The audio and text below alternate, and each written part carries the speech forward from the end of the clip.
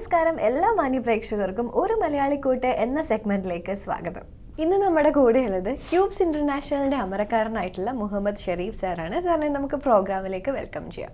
Welcome sir. Thank you. അപ്പോൾ എങ്ങനെയാണ് cubes international ഇത്രയും എസ്റ്റാബ്ലിഷ്ഡ് ആയിട്ട് ഇത്രയും സക്സസ് ആയിട്ട് ഇന്ന് റൺ ചെയ്തുകൊണ്ടിരിക്കുന്നത്? സോ അതിൻ്റെ ഒരു ജേർണി കാര്യങ്ങളൊക്കെ നമ്മുടെ അടുത്തൊന്ന് പറയാമോ? തീർച്ചയായിട്ടും. ക്യൂബ്സ് ഇന്റർനാഷണൽ സ്റ്റാർട്ട് ചെയ്തത് 2011 ദോഹയിൽ വെച്ചിട്ടായിരുന്നു കമ്പനി സ്റ്റാർട്ട് ചെയ്തത്. 2017 നമ്മൾ ഇന്ത്യയിൽ ഫസ്റ്റ് കമ്പനി സ്റ്റാർട്ട് ചെയ്തത്. UAE 2020 സ്റ്റാർട്ട് ചെയ്തത്. ആഫ്റ്റർ കോവിഡാണ് സ്റ്റാർട്ട് ചെയ്തത്. ഇനിയിപ്പോൾ നമ്മൾ US രജിസ്റ്റേർഡ് ആണ് കമ്പനി. നമ്മുടെ അതിൻ്റെ ഓപ്പറേഷൻസ് സ്റ്റാർട്ട് ചെയ്തിട്ടില്ല. സോ എന്താണ് ക്യൂബ്സ് ഇന്റർനാഷണൽ? അതുപോലെ തന്നെ എത്ര കമ്പനീസ് ആണ് ക്യൂബ്സ് ഇന്റർനാഷണലിലുള്ളത്? നമ്മൾ 2011 സ്റ്റാർട്ട് ചെയ്ത company cubes trading and contracting ആയിരുന്നു. പിന്നീട് നമ്മൾ സ്റ്റാർട്ട് ചെയ്ത് 2017 ഇന്ത്യയിൽ നമ്മൾ ആദ്യമായി സ്റ്റാർട്ട് ചെയ്ത് ക്യൂബ്സ് ലോജിസ്റ്റിക്സ് ആയിരുന്നു.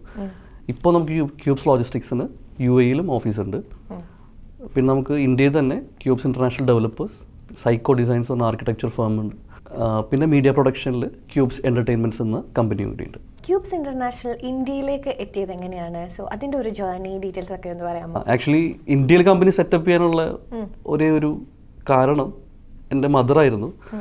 പക്ഷേ ഇന്ത്യയിലേക്ക് വന്നപ്പോഴാണ് എനിക്ക് മനസ്സിലായത് ഒരു വലിയൊരു ഓപ്പർച്യൂണിറ്റി ഇവിടെയാണുള്ളത്. ആക്ച്വലി മിഡിൽ ഈസ്റ്റിനേക്കാളും, ഞാൻ മിഡിൽ ഈസ്റ്റ് ഓപ്പർച്യൂണിറ്റി കുറവാണെന്നല്ല, പക്ഷെ ഇന്ത്യ ഒരു വലിയൊരു കൺട്രി ആയതുകൊണ്ട് തന്നെ ഇവിടെ ഇഷ്ടംപോലെ ഓപ്പർച്യൂണിറ്റീസ് ഉണ്ട്. അപ്പോൾ ഞാനത് പരമാവധി യൂട്ടിലൈസ് ചെയ്യാമെന്ന് വിചാരിച്ചു. പിന്നീട് നമ്മളിവിടെ ഒരു ഫീസിബിൾ സ്റ്റഡി നടത്തി, നമ്മൾ എന്ത് ബിസിനസ്സാണ് ഇന്ത്യയിൽ ചെയ്യാമെന്നുള്ളത്. അതിന് ഇനീഷ്യൽ തോട്ടിൽ വന്നത് ഒരു ഫെസിലിറ്റി മാനേജ്മെൻറ്റ് കമ്പനിയായിരുന്നു. പിന്നെ ഞാൻ ഒരു ടീമിനെ ക്രിയേറ്റ് ചെയ്തു. ടീമായിട്ട് ഡിസ്കസ് ചെയ്തിട്ട് ഉണ്ടായൊരു തോട്ടായിരുന്നു ലോജിസ്റ്റിക്സ്. ഒരു ബിസിനസ്മാൻ എന്നുള്ള നിലയ്ക്ക് 14 വർഷത്തെ ഈ ഒരു ജേർണിയിൽ ഒത്തിരി സ്ട്രഗ്ലിംഗ് ആയിട്ടുള്ള പീരീഡ്സ് ഉണ്ടായിട്ടുണ്ടാവാം. അതൊക്കെ ഓവർകം ചെയ്തിട്ടും ഉണ്ടാവുമല്ലോ. സോ നമ്മളുടെ പ്രേക്ഷകരോട് അങ്ങനെ ഒരു സ്ട്രഗ്ലിംഗ് ആയിട്ടുള്ള പീരീഡ് പെട്ടെന്ന് മെമ്മറിയിൽ വരുന്ന ഏതാണ് ഷെയർ ചെയ്യാനുള്ളത്? ദോഹയിൽ സ്റ്റാർട്ട് ചെയ്ത കമ്പനി തുടങ്ങിയ സമയത്ത് എനിക്ക് വെറും 10 എംപ്ലോയീസ് ആയിരുന്നു ഉണ്ടായിരുന്നത്. ഒരു 1.5 ഇയേഴ്സോളം ഞാൻ നല്ല ഒരു സ്ട്രഗിൾ ചെയ്തിട്ടുണ്ട്. 2014 എനിക്കത് 1300 സ്റ്റാഫിലേക്ക് ആ കമ്പനി എത്തിക്കാൻ പറ്റി. അത് ഞാൻ അവിടെ ഒരു ഗീവ് അപ്പ് ചെയ്യാത്തത് കൊണ്ട് മാത്രമായിരുന്നു എനിക്ക് ആ ഒരു സിറ്റുവേഷനിൽ എത്താൻ പറ്റിയത്. പിന്നെ ഏറ്റവും വലിയ സ്ട്രഗിൾ ഞാൻ അനുഭവിച്ചത് ആക്ച്വലി നാട്ടിൽ വന്നിട്ട് തന്നെയായിരുന്നു. ഇന്ത്യയിൽ വന്നപ്പോൾ ഞാൻ ഈ ലോജിസ്റ്റിക്സ് തുടങ്ങിയ സമയത്ത് ഞാൻ ഒരു ടീമിനെ ക്രിയേറ്റ് ചെയ്തു. ആക്ച്വലി ഞാൻ ലോജിസ്റ്റിക്സ് എക്സ്പെർട്ട് അല്ല, എനിക്കത്ര അതിൽ എക്സ്പീരിയൻസ് ഉള്ള ഒരാളും അല്ല. ഞാൻ ഈ ടീമിൽ വിശ്വസിച്ചിട്ടാണ് ആ കമ്പനി സ്റ്റാർട്ട് ചെയ്തത്. ആക്ച്വലി ഒരു 1 ഇയറോളം കമ്പനി നല്ല രീതിയിൽ ലോസിലായിരുന്നു പോയിരുന്നത്. പക്ഷേ ഈ ടീം ആഫ്റ്റർ 1 ഇയർ എല്ലാവരും റിസൈൻ ചെയ്ത് പോയി. അതായത് നമ്മളൊരു മാനേജ്മെൻറ്റ് ലെവലുണ്ടായിരുന്ന ടീം എല്ലാവരും റിസൈൻ ചെയ്ത് പോയി. അപ്പോൾ ആക്ച്വലി എൻ്റെ ഒരു മെൻറ്റർ പോലെ എനിക്ക് എപ്പോഴും എനിക്കൊരു ഭയങ്കര സ്നേഹമുള്ളൊരു ഒരാളുണ്ട്. ഞാൻ പുള്ളിയെ മാത്രമേ വിളിച്ചത്. പുള്ളിയെ എന്നെ ഭയങ്കരമായിട്ട് മോട്ടിവേറ്റ് ചെയ്തു. ഞാൻ ആ സ്ട്രഗിൾ ചെയ്യുന്ന സമയത്താണ് പുള്ളിനെ വിളിച്ചത്. ദൈവത്തിൻ്റെ അനുഗ്രഹം കൊണ്ട് പുള്ളി ആ കമ്പനിയിലേക്ക് വന്നു. ആ പുള്ളി വന്നത് എനിക്ക് ആ കമ്പനിയിലേക്ക് വലിയൊരു മാറ്റം കൊണ്ടുവരാൻ പറ്റി. അതിനുശേഷം നമ്മൾ പുതിയൊരു ടീം ബിൽഡ് ചെയ്യുക ചെയ്തത്. ആ ടീം ഇന്നും ഏറ്റവും ബെസ്റ്റ് പെർഫോമൻസ് കാഴ്ചവെച്ചുകൊണ്ടിരിക്കുകയാണ്. സോ എന്തൊക്കെ അച്ചീവ്മെൻറ്റ്സ് ആണ് ക്യൂബ്സ് ഇന്റർനാഷണൽ ഇതുവരെ കിട്ടിയിട്ടുള്ളത്? അതിൻ്റെ ഒരു ഡീറ്റെയിൽസ് പറയാമോ?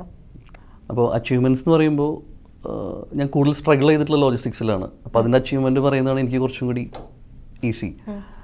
2017 തുടങ്ങിയ ലോജിസ്റ്റിക്സ് കമ്പനി നമ്മൾ കൊച്ചിനിലാണ് ഓഫീസ് സ്റ്റാർട്ട് ചെയ്തത്. ഇന്ന് കൊച്ചിയിലെ അതല്ലെങ്കിൽ കേരളത്തിലെ ഒരു വൺ ഓഫ് ദ ടോപ്പ് കമ്പനിയിലേക്ക് ലോജിസ്റ്റിക്സ് മാറിയിട്ടുണ്ട്. അതിന് തെളിവ് പറയാനായിട്ട് റീഫർ കണ്ടെയ്നേഴ്സ്, പെരിഷബിൾ ഗുഡ്സിൻ്റെ റീഫർ കണ്ടെയ്നേഴ്സിൽ മോണോപ്പൊളി ആയിട്ട് തന്നെയാണ് ക്യൂബ്സ് ലോജിസ്റ്റിക്സ് ഇപ്പോൾ പോയിക്കൊണ്ടിരിക്കുന്നത്. ഇപ്പോൾ അപ്രോക്സിമേറ്റ് ഒരു 600 to 650 TEUs കണ്ടെയ്നേഴ്സ് നമ്മൾ പെർ മന്ത് നമ്മളിവിടുന്ന് ചെയ്യുന്നുണ്ട്, കൊച്ചിൻ പോർട്ടിൽ നിന്ന് മാത്രമായിട്ട്. ഇതാണ് എനിക്ക് ഏറ്റവും വലിയ അച്ചീവ്മെൻ്റ് ആയിട്ട് പറയാനുള്ളത്. Last year freight forwarder of the year Kerala Cubes logistics ആയിരുന്നു, ഫ്രൈറ്റ് ഫോർവേഡിങ് ഡിപ്പാർട്ട്മെൻറ്റിൽ. ഈ വർഷവും നമ്മൾ തന്നെയാണ്. സോ ഫാമിലിയെ പറ്റിയുള്ള ഡീറ്റെയിൽസ് എന്ന് പറയാമോ? ഫാമിലി, ഞാൻ ഒറ്റ മകനാണ്. എൻ്റെ ഫാദർ എനിക്ക് 6 വയസ്സിലപ്പോൾ മരണപ്പെട്ടു.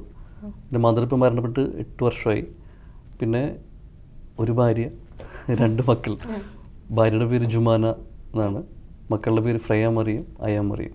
ഒരാൾക്ക് 9 വയസ്സും ഒരാൾക്ക് 7 വയസ്സും. എന്തൊക്കെയാണ് ക്യൂബ്സ് ഇന്റർനാഷണലിന്റെ ഫ്യൂച്ചർ പ്ലാൻസ് എന്ന് പറയുന്നത്?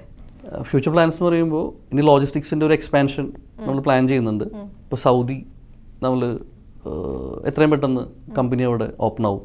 പിന്നെ മുംബൈ പ്ലാൻ ചെയ്യുന്നുണ്ട്, തൂത്തുക്കുടി പ്ലാൻ ചെയ്യുന്നുണ്ട്, ഇന്ത്യയിൽ തന്നെ പല സിറ്റീസിലും നമ്മൾ പ്ലാൻ ചെയ്യുന്നുണ്ട്. ഇനി ട്രിവാൻഡ്രം നമ്മളുടെ വിഴിഞ്ഞം പോയിട്ട് വരുമ്പോൾ ഡെഫിനറ്റ്ലി നമ്മളുടെ ഓഫീസ് അവിടെ ഉണ്ടായിരിക്കും. പിന്നെ ഇപ്പോൾ നമ്മൾ മൂവി പ്രൊഡക്ഷനിൽ കൂടുതൽ ഫോക്കസ് ചെയ്തുകൊണ്ടിരിക്കുകയാണ്.